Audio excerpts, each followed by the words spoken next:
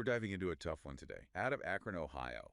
Really disturbing case. Yeah, the details are just awful. A 19-year-old woman kidnapped, held captive, and beaten. It happened December 27th.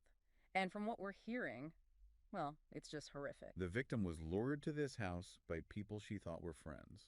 Held in a basement, then attacked. She was able to get away eventually, ran right out of the house naked. Yeah, terrible, absolutely terrible. So what do we know about what happened, like the actual crime itself? Well, what we know is that this was planned out. It wasn't random. The victim was targeted, lured to the location. Yeah, that's what makes it even more chilling, like premeditated, right? Absolutely. This level of premeditation and malice, this wasn't just a spur-of-the-moment thing. The police captain, Captain Miller, called the whole thing, quote, humiliating and traumatizing. Those were his words. Yeah. I mean, physically, obviously, she was injured, but psychologically, it's just, how do you even begin to heal from something like that? What kind of long-term impact are we talking about, with this kind of trauma? Well, PTSD is a huge concern. Anxiety, depression, and a constant feeling of fear and vulnerability.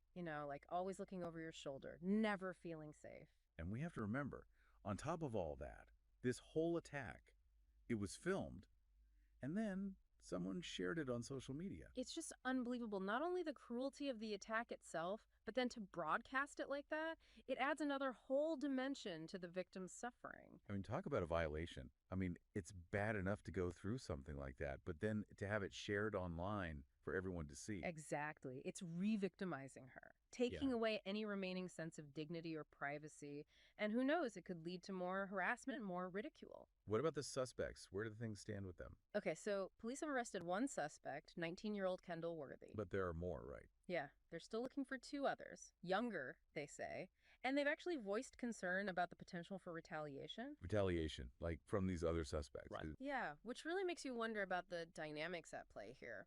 Could this be gang-related? Or some sort of deeply troubled social circle where violence is the norm? That just makes everything so much more complex. The police aren't just trying to find these people, they're trying to keep everyone safe. Exactly. They have to think about the safety of the victim, witnesses, potentially even the families of the suspects. So Worthy has been charged with kidnapping and assault. And now the case is going to a grand jury. That's right. The grand jury will review the evidence and decide if there's enough to go to trial. And based on what we know, kidnapping and assault, I mean, that's already serious. Well, Right? absolutely. Those charges alone could carry a significant prison sentence. But it's possible they could add even more charges. Definitely. It depends on what the grand jury finds, the severity of the assault, the fact that the victim was so young, if a weapon was used, all of that plays a role. This can turn into a very long legal battle. This whole story, it just makes you think about the darkness that exists out there. It's a reminder that we have to look out for each other, be aware of our surroundings, and always trust our instincts. I was just thinking, one thing that really gets me is the role of bystanders. What if someone had seen something, heard something, and said something? Maybe this could have been prevented. It's hard to know, but it's definitely something to consider. We all have a responsibility to speak up if we see something that's not right, even if it means reporting it anonymously to the police. Absolutely. We can't just stand by and let things like this happen. Thank you for listening to Justice for the Souls podcast.